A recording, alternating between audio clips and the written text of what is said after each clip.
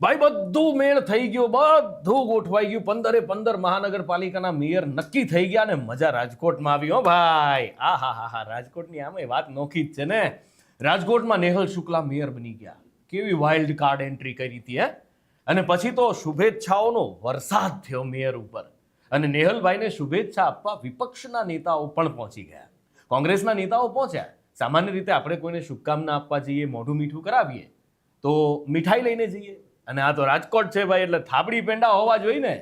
પણ વિપક્ષના નેતા શું લઈને પહોંચી ગયા? ઓલી મેલોડી ચોકલેટ. પણ આ વિપક્ષવાળા મેલોડી લઈને કેમ પહોંચ્યા એ સવાલ તમને ન થયો? જવાબ ખબર છે?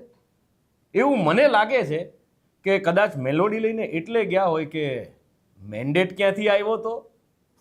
બરાબર ને?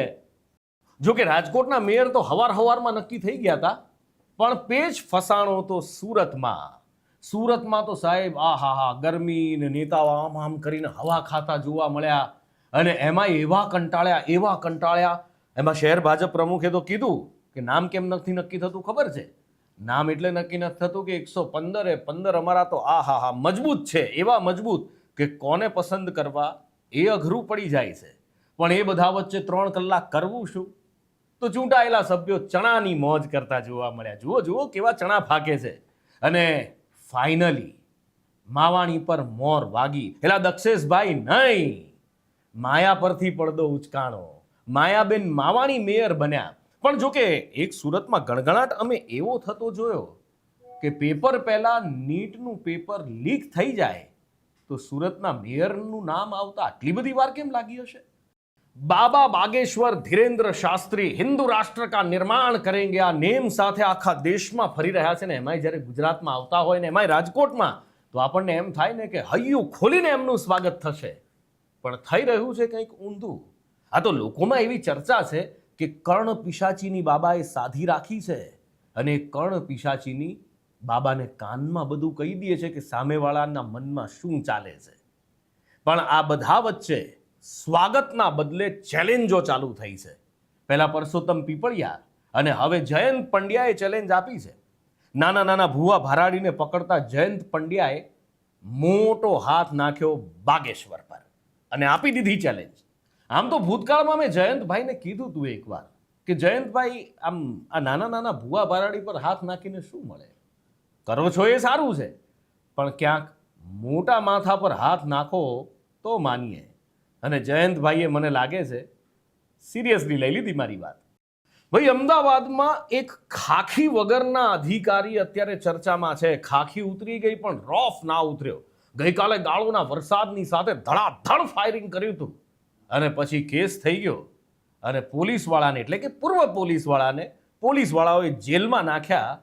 અને સાહેબના તેવર જેલમાં જોવા જેવા હતા. જુઓ જરા, સાહેબ તો ઠીક, એમનો દીકરોએ બાપ રે. ખેડૂત એટલે જગતનો તાત, મારું તમારું પેટ ભરનાર, દુનિયાનું પેટ ભરનાર. પણ એ ખેડૂત માથે ઘાત હોય એવું લાગે છે. ખેડૂતોની જમીનમાંથી વીજ લાઈન નાખવાની અને નાખવાની એટલે નાખવાની, બસ આ નેમ. અને સામે ખેડૂતનો જીવ કપાય. કરે તો બિચારા કરે શું? વિરોધ પ્રદર્શન કર્યું. મોરબીમાં જોયું ને હવે સુરેન્દ્રનગરમાં. આવી આકરી ગરમી 43, 44, 45 ડિગ્રીમાં ખેડૂતો પ્રોટેસ્ટ કરે, વિરોધ કરે. અને જાણવા મળ્યું છે કે કેટલાક ખેડૂતો બેભાન પણ થઈ ગયા હતા ગરમીના કારણે.